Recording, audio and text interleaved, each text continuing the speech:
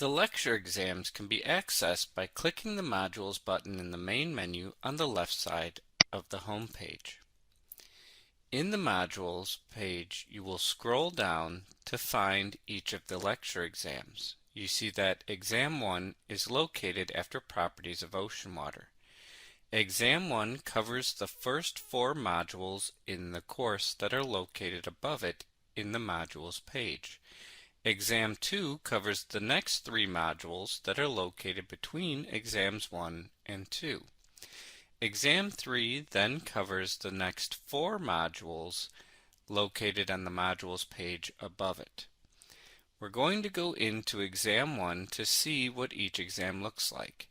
Once you've gone through the modules and completed all of the learning activities, the quizzes, and the case studies for the modules on an exam, you access it by clicking on the title of the exam in its module.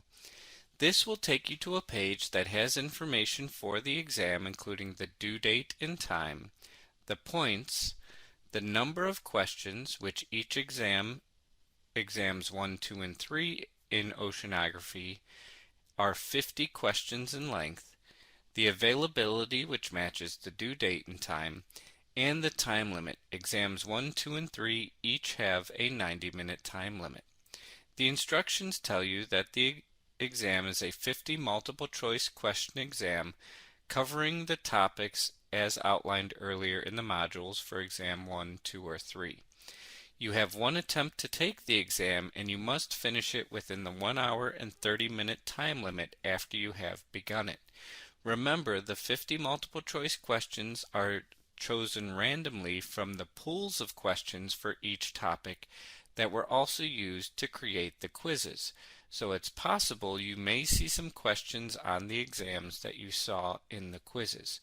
When you are ready to take the exam, you click the Take the Quiz button to begin it and complete it in one sitting within the time limit.